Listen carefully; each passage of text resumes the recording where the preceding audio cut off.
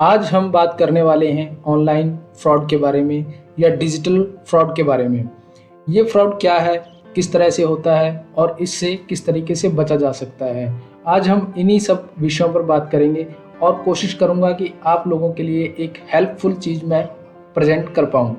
तो दोस्तों, इस वीडियो में आप जानेंगे कि यदि आपके साथ कोई ऑनलाइन फ्रॉड हो जाता है तो आप अपना पैसा वापस कैसे पा सकते हैं।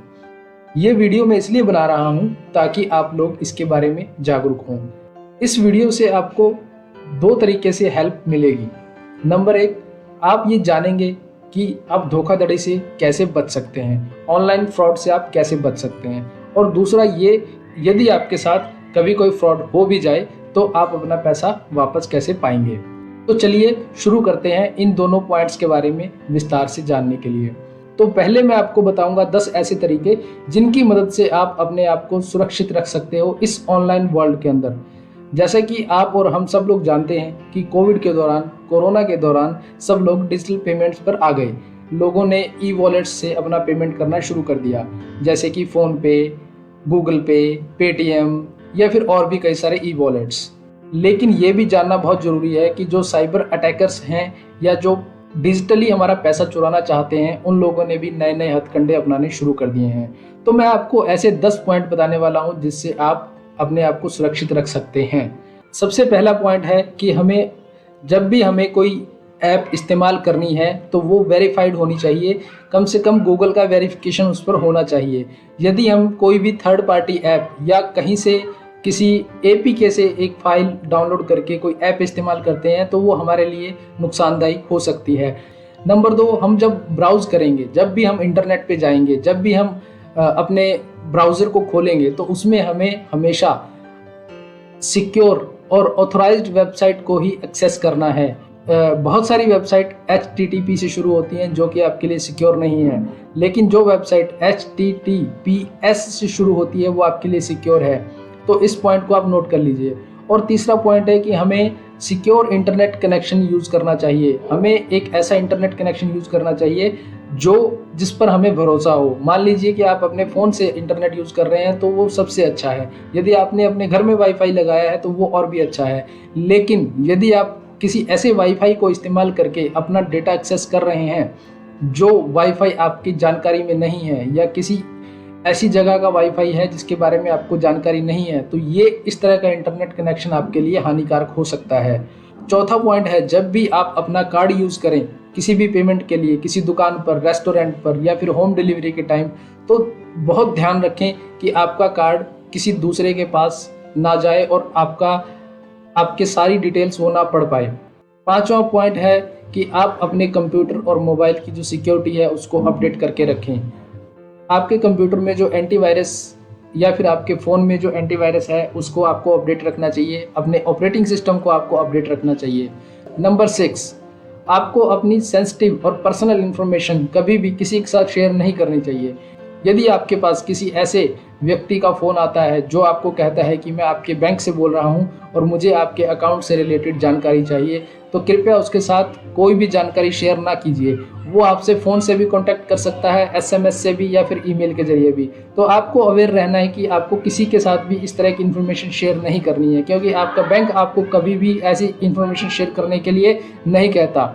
Number 7, do not respond to unsolicited calls. आपको जो भी कोई ऐसी कॉल्स आती हैं, SMS आती है, ईमेल्स आती हैं जो आपने खुद, जिसके बारे में आप अवेयर नहीं हैं, तो कभी भी उसमें आए हुए लिंक्स को आप खोलिए मत। इसके अलावा आपके पास अगर कोई कॉल आती हैं तो आप उनको एंटरटेन मत कीजिए, आप उनके साथ ज़्यादा बात मत कीजिए। अगर आपको इन्वेस्टमेंट को लेके या कुछ ऐसा लगता है, ज़रा सा भी शक होता है कि आपके साथ फ्रॉड हो सकता है, तो प्लीज़ आप उस फ़ोन को तुरंत डिस्कनेक्ट कर दीजिए। नंबर 8, आपको कभी भी अपने कंप्यूटर का या अपने फ़ोन का रिमोट एक्सेस किसी को नहीं देना है। यदि कोई भी व्यक्ति कहता है कि आप अपना कंप्यूटर या फिर अपना मोबाइल मेरे साथ रिमोटली एक्सेस कीजिए, तो आपको वो कभी शेयर नहीं करना है। नंबर 9, आपको कभी भी ये ध्यान रखिए कि आपको कभी भी ऐसे लिंक पर या ऐसी पिक्चर पर या ऐसी अटैचमेंट को नहीं खोलना चाहिए जो आपकी मेल में आई है या फिर आपको मैसेज के थ्रू दिया गया है। यदि आप उस पर क्लिक कर देते हैं तो आपकी पर्सनल इन्फॉर्मेशन उस लिंक के थ्रू किसी दूसरे के पास जा सकती है और वो आपका फ़ोन या फिर आपका लैपटॉप या फिर आपका डिवाइस जो भी है उसको एक्सेस करके आपकी सारी जानकारियाँ चुरा सकता है और आपको पता भी नहीं चलेगा कि कब आपका पैसा उड़ा लिया गया।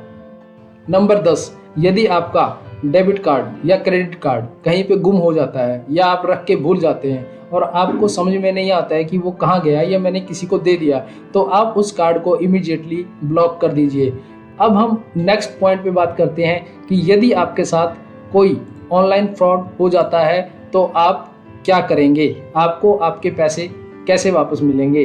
तो उसके लिए मैं आपको लेके चलता हूँ अपने गूगल क्रोम पे दिखाने के लिए कि हम उसके लिए क्या कर सकते हैं, कितना इजी सॉल्यूशन है जिसको फॉलो करने के बाद आप बहुत आसानी से अपना पैसा वापस पा सकते हैं। आपको खोलना है क्रोम या फिर कोई भी ब्राउज़र जिसका आप इस्तेमाल करते हैं। उसमें जाने के बाद आपको लिखना है cyber fraud reporting. Cyber fraud को रिपोर्ट करना है। जैसे ही आप साइबर फ्रॉड रिपोर्टिंग इस पर सर्च करेंगे गूगल पर, तो आपके पास नेशनल साइबर क्राइम रिपोर्टिंग का पोर्टल आ जाएगा। ये है national cyber crime reporting portal. दरअसल ये पोर्टल आज से 4-5 महीने पहले अप्रैल में शुरू हुआ था, अप्रैल 2021 में, परंतु ज़्यादातर लोगों को इसके बारे में जानकारी नहीं है कि ये पोर्टल क्या है और हम इसकी सहायता कैसे ले सकते हैं। ये हमारा होम मिनिस्ट्री का एक पोर्टल है जो कि साइबर क्राइम्स को हैंडल करता है, खास तौर पर जो आपके साथ ऑनलाइन धोखाधड़ी हो जाती है उसके बारे में ये चीज़ों को देखता है।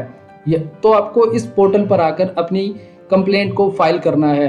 तो फाइलिंग के लिए यहाँ पर बिल्कुल आसान तरीके से बताया गया है कि आप कैसे एक कंप्लेंट डाल सकते हैं। सबसे बड़ी बात ये है, यदि आप हिंदी में जानना चाहते हैं तो यहाँ पे देखिए ऊपर एक हिंदी का बटन है। तो जैसे ही आप हिंदी में टैप करेंगे तो आपके सामने यहाँ पर हिंदी का पोर्टल खुल जाएगा। इस पोर्टल को आप देख सकते हैं, पढ़ सकते हैं, समझ सकते हैं। यहाँ पर सबसे महत्वपूर्ण चीज़ जो जानने के लिए है आपके लिए वो ये है एक नंबर जिसे आपको अपने फ़ोन में सेव करना है और वो नंबर है 155260 155-260। आप इस नंबर को किसी भी टाइम डायल कर सकते हैं और अपने साथ हुए फ्रॉड की जानकारी शेयर कर सकते हैं। तो मैं आपको ये बताना चाहता हूँ कि ये काम कैसे होता है, काम कैसे चलता है। मान लीजिए मैंने आपको फ़ोन किया और आपके साथ फ्रॉड करके कुछ पैसा आपके अकाउंट से मैंने अपने अकाउंट में ट्रांसफ़र करवा लिया। आपने 155260 पर कॉल किया और आपने बताया कि मेरे साथ ऐसे ऐसे फ्रॉड हुआ है। आपको साइबर क्राइम टीम को पूरी डिटेल देनी होगी कि आपके साथ ये क्राइम किस टाइम पे हुआ, आपका अकाउंट नंबर क्या है और जिस अकाउंट में पैसा ट्रांसफ़र हुआ है वो कौन सा है, या जो मोबाइल नंबर जिससे आपके पास फ़ोन आया वो कौन सा है। तो अब जब आपने अपनी शिकायत डाल दी है उसके बाद काम शुरू होता है साइबर क्राइम टीम का। अब ये जो साइबर क्राइम की टीम है ये बैंक्स के साथ संपर्क में है लगातार, आपके बैंक के साथ भी और जिस बैंक में ये पैसा गया है उस बैंक के साथ में भी। तो ये टीम क्रॉस वेरीफाइड करेगी कि इस बैंक अकाउंट से इस बैंक अकाउंट में, मतलब कि आपके बैंक अकाउंट से मेरे बैंक अकाउंट में अगर कोई पैसा आया है वो पैसा क्यों आया है। तो उसके साथ क्रॉस वेरिफिकेशन होने के बाद इनको पता चलेगा कि हाँ इस तरह का कोई फ्रॉड या ऐसी एक ट्रांजैक्शन हुई है जिससे आप सहमत नहीं हैं। उसके बाद साइबर टीम, जो साइबर क्राइम की टीम है, वो मेरे अकाउंट को, मतलब मैंने आपके साथ फ्रॉड किया है तो मेरे अकाउंट को होल्ड पे डाल देगी। मैं उस अकाउंट्स में से पैसे नहीं निकाल पाऊंगा और जो मेरा बैंक है, मेरे बैंक को कहा जाएगा कि मेरा बैंक जो ट्रांजैक्शन हुई है मेरे अकाउंट में वो ट्रांजैक्शन वापस आपके अकाउंट में करे।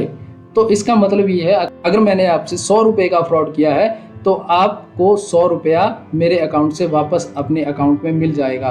तो ये जो पूरा प्रोसेस है इसको लगभग 24 आवर्स में पूरा कर लिया जाता है, मतलब एक दिन का समय भी नहीं लगता है, आपको आपका पैसा पूरा वापस मिल जाता है।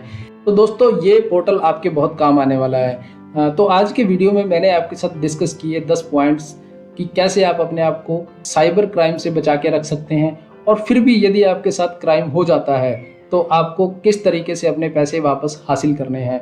मैं उम्मीद करता हूं कि आपको ये वीडियो पसंद आया होगा और आपको इसमें कोई वैल्यू मिली होगी। यदि आपको इसमें कोई वैल्यू नज़र आई है तो आप इस वीडियो को लाइक कीजिए, शेयर कीजिए। यदि आप चाहें तो मेरा चैनल सब्सक्राइब भी कर सकते हैं क्योंकि हम इसी तरीके के हेल्पफुल वीडियोज़ आपके लिए डालते रहते हैं। Thank you very much.